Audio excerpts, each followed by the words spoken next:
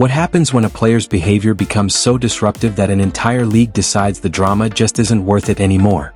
The WNBA may have just given its answer with Chennedy Carter. Following multiple suspensions, ongoing locker room issues, and the controversial flagrant foul on Caitlin Clark, Carter has now reportedly been shut out by the league. Many feel this move was long overdue and sends a clear message to anyone who has gone after Clark over the past 2 years. But her latest interview adds even more fuel to the fire. Just wait until you hear what she said about Caitlin. Do you think the league made the right call? Share your thoughts in the comments below. We're going to talk about Chennedy Carter, but it looks like she's blacklisted. And she will be playing professional basketball during the season, but it won't be for the WNBA. June 1, 2024 seemed like a routine matchup in the WNBA schedule, featuring the Chicago Sky against the Indiana Fever. The crowd at Gainbridge Fieldhouse was buzzing, as Fever fans packed the arena to watch rookie sensation Caitlin Clark continue her remarkable first season. No one in attendance could have predicted the controversy that was about to erupt. The game was tightly contested, with both sides exchanging baskets and bringing a physical edge to every possession. Clark dazzled as usual, delivering pinpoint passes and knocking down shots that brought the crowd to its feet. Then came the moment that would cast a long shadow over Chennedy Carter's reputation. The clash between Carter and Clark that instantly changed the tone of the night. Carter and Clark. I mean, that's clearly a foul which was called. The question is, will they call it unnecessary? Chennedy Carter, I think that's going to be a flagrant one. And after putting points on the board, Carter started jogging back on defense when the ball was knocked loose behind her. The whistle had already blown and the play was clearly dead, but the moment didn't end there. As Clark went to retrieve the ball, Carter intentionally moved into her path and drove her hip into the Fever guard, sending her hard to the floor. The hit came out of nowhere and served no basketball purpose, leaving Clark no time to prepare for the impact. Seriously, she needs to do whatever she can to get some help, get her anger under control, where she will not have another incident like the one where she slammed into Caitlin Clark, but she's out of the league. The reaction inside the arena said it all. The usual roar of the crowd instantly faded into stunned silence as fans watched Clark slam to the floor. At first, the referees ruled it a common foul, but the replay told a different story. It showed Carter making contact away from the ball, stepping into Clark's path and initiating unnecessary contact during what should have been a routine transition. The impact sent Clark sprawling, and the shock and pain was visible on her face as she slowly got back to her feet. Despite the solid fourth season from Carter, an incident with Indiana Fever guard Caitlin Clark stood out to many. The 2024 WNBA Rookie of the Year came in the league, became arguably the most popular player. There, I cleaned it up for you, which may have rubbed some people the wrong way, including Carter. Adding to the controversy, cameras caught Angel Reese appearing to applaud the play, a moment that quickly spread across social media. After the game, the WNBA officiating crew reviewed the incident and upgraded the call to a flagrant foul, ruling that the contact was both unnecessary and excessive, a conclusion many viewers had already reached. The decision signaled that this kind of action would not be overlooked. Still, the biggest blow to Carter's reputation came once the final buzzer had sounded. So she was signed to the Chicago Sky with Teresa Weatherspoon, with Angel Reese, with Camila Cardoso, and the rest of the folks. And then we get to the body check. This was originally ruled an away from the ball foul, but it was obviously a flagrant foul. It really upset a lot of people, which really escalated the issue. And it was really just poor sportsmanship on Kennedy's part. When reporters cornered Carter after the game, eager to get her take on the incident dominating headlines, her response would prove to be a turning point in how the league and fans viewed her. Rather than demonstrating accountability or professionalism, Carter dismissed the questions with a blunt, defiant attitude that left even seasoned journalists taken aback. Her reaction reflected a striking disregard for the sport and for her fellow players, cementing the controversy around her. And then Kennedy just wanted to give you an opportunity to talk about that moment between you and Caitlin. What was on that play, what was said, and kind of what led to. Next question. Yeah, like Caitlin, it seemed like she turned to you a little bit. Yeah. After I ain't answering no Caitlin Clark questions. Did she say anything to you? I don't know what she said. What'd you say to her? I didn't say anything. That's enough. We're good. Clark's response to the same questions highlighted exactly why she's emerged as the face of women's basketball. Even after being intentionally targeted, she approached the situation with grace and composure, demonstrating a level of maturity that commands respect from veteran players. She recognized that basketball is a physical game and that emotions can flare in the heat of competition. Her measured replies showcased the leadership and poise that set her apart, both on and off the court. I wasn't expecting it, but I think it's just like, just respond, calm down, let your play do the talking. It is what it is. It's a physical game. Go make the free throw and then execute on offense, and I feel like that's kind of what we did, but you know, it is what it is, I guess. I don't know. The contrast between the two was striking. On one hand, there was a rookie who had just been the victim of a blatant foul yet chose to rise above it, handling the situation with dignity and respect. On the other, a seasoned player who refused to take responsibility for her actions. The basketball community couldn't help but notice, and the comparison spoke volumes about the character of each athlete. There's no doubt Chennedy Carter is extremely talented, but she's got to get her head screwed on straight. This episode marked the tipping point for league officials who had long monitored Carter's behavior. The WNBA had worked hard to establish itself as a professional league with elite athletes, and Carter's actions directly threatened that image. The mix of her reckless on-court play and dismissive post-game attitude made it clear she didn't grasp the standards expected of players in the league. Almost instantly, teams started putting distance between themselves and her. One thing pushing Caitlin Clark, and it's another thing blindsiding her. Like, I don't think there's no justification for that. Like, to be honest, we can be honest here. Carter's hit on Clark wasn't simply a single lapse in judgment during a high-intensity game. It was part of a troubling pattern that had followed her throughout her career.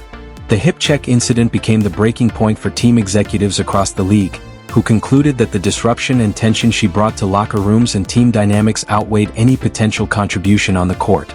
She knocked Caitlin Clark to the floor. We all saw it, a flagrant foul. And many people, including myself, thought it was borderline assault. It was awful. Carter's talent on the court was never in doubt. She could score from virtually anywhere and averaged 17.5 points per game for the Chicago Sky in her final season. Her speed and scoring prowess made her a legitimate offensive threat that opposing teams had to plan for.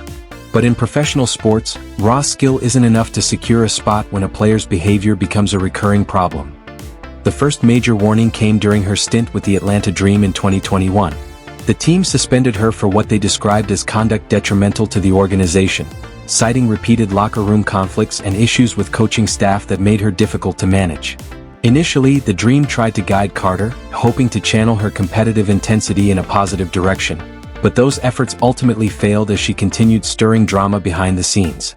Atlanta Dream did suspend her in the middle of the sophomore season, basically saying she was a detriment to the team and the team culture. So then the Atlanta Dream decided to trade her to the Sparks, the Los Angeles. After her stint in Atlanta, Carter joined the Los Angeles Sparks in 2023, with the team hoping a fresh environment would help her thrive. That hope didn't last long. Her time with the Sparks lasted only part of a single season before the team grew frustrated. After repeated conduct issues, she was benched and eventually waived, leaving no doubt that the same pattern was repeating. The cycle was clear to anyone watching. Carter would join a team, display her scoring talent, and then generate enough off-court drama to wear out her welcome. Her conflicts weren't isolated to a single coach or system. Every organization that gave her a chance ended up regretting it when her attitude overshadowed her on-court contributions.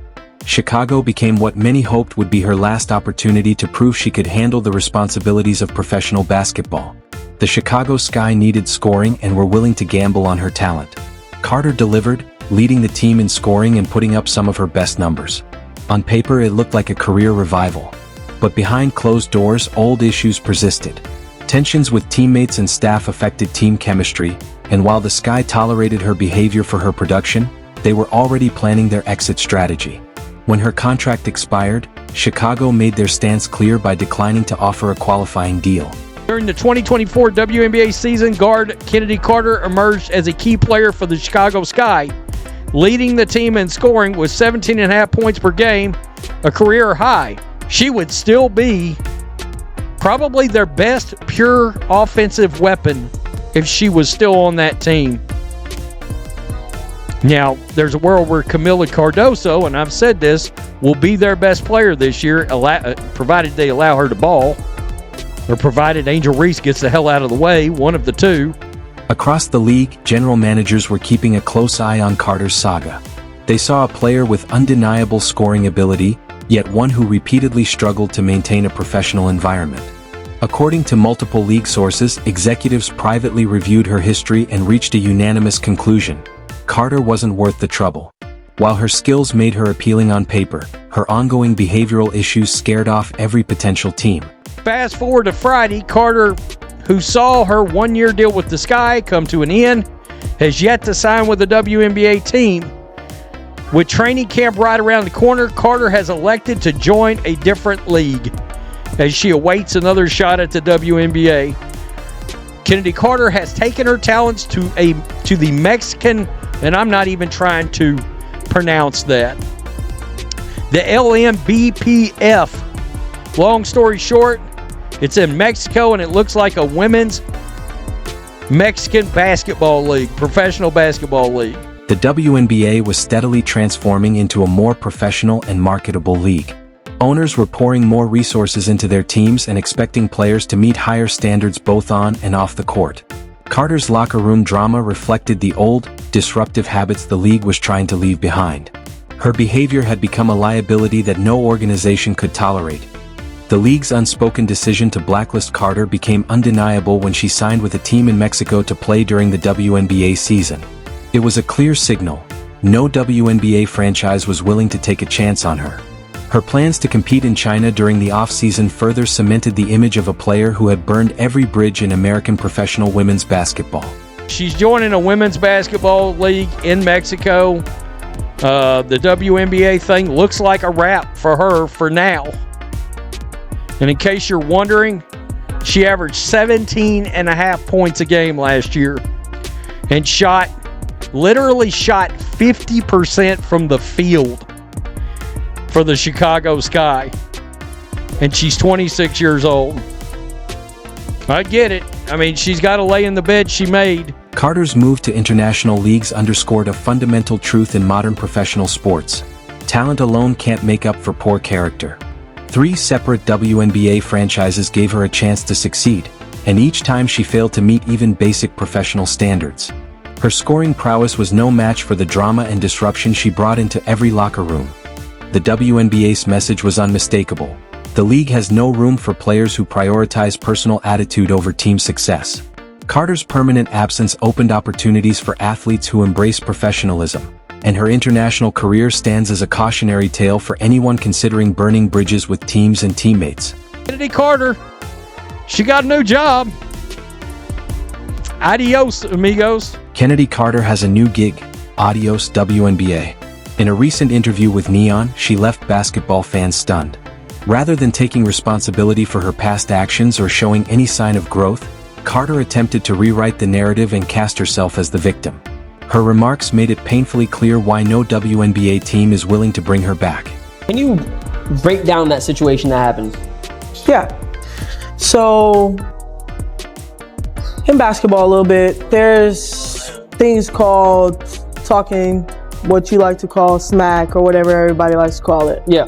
Plays before things are said, that's a part of basketball. In her interview, Carter described the incident in a way that seemed to downplay it entirely.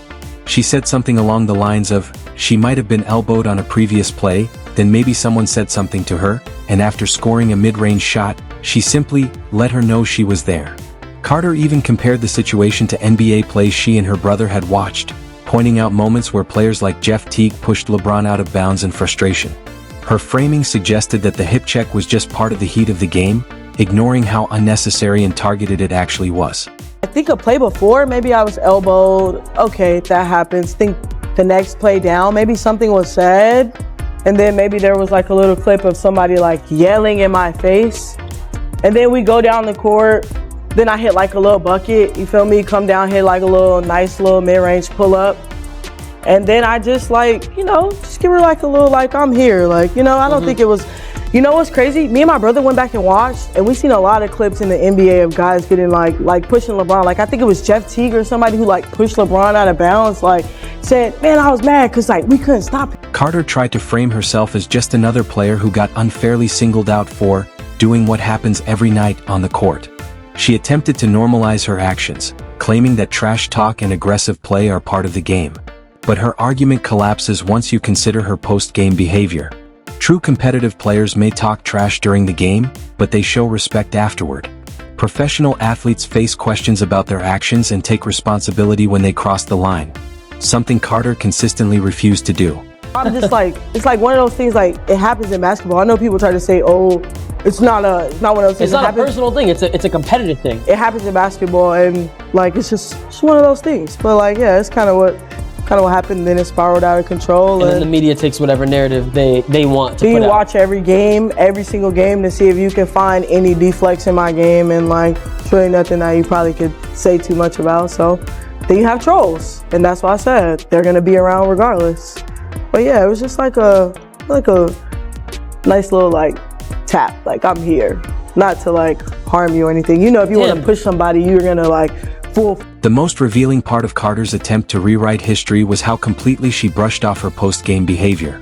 She acted as if refusing to even mention Clark's name was insignificant, conveniently skipping over the moment that exposed her true character to millions of viewers.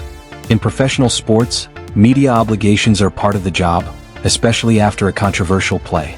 Her dismissive attitude made it clear she believed the rules didn't apply to her.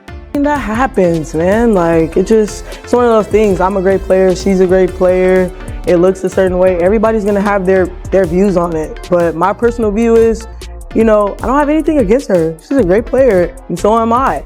And I've got buckets all that season. You know what I'm saying? So it's one of those things that I love it though. They think I hate it. I love it. I love when it gets riled up and juicy like that. You feed off of like what people say and shit, and it makes you more motivated. Oh yeah, that's what I'm telling you. Oh yeah, I love the hate. I love that. Yeah. Oh yeah. In the interview, Carter downplayed the situation even further, framing it as just one of those things.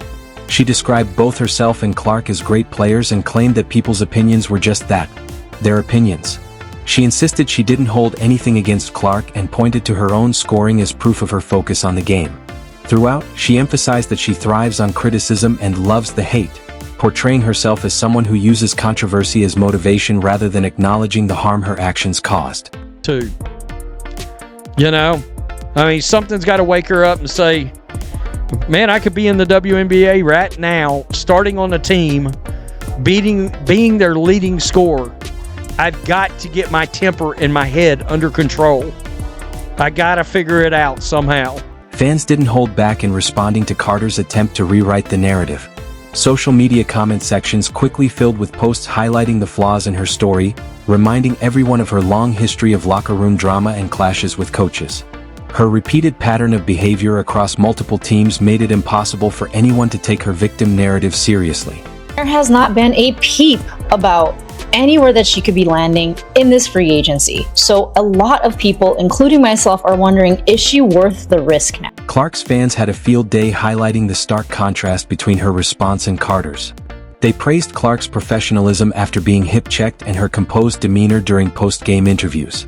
Side-by-side videos of the two players' reactions circulated widely, making Carter's behavior look even worse. Basketball fans dug into her past, pointing out her suspension in Atlanta and early departure from Los Angeles. The accumulated evidence painted a clear picture. Carter consistently struggled to get along with teammates and coaches wherever she played. She stopped and went through, like, oh. Like, that is not... We've watched the clip. I need to find the clip. There is no way that we're letting this happen. Like, saying that it was nothing, like this is not just a tap. Carter's attempt to defend her behavior only intensified the backlash over her unwillingness to accept responsibility. After being effectively removed from the league, fans were hoping for signs of growth or maturity, but she instead exhibited the same attitude that had caused issues throughout her career. The interview underscored that her exile wasn't the result of one isolated incident.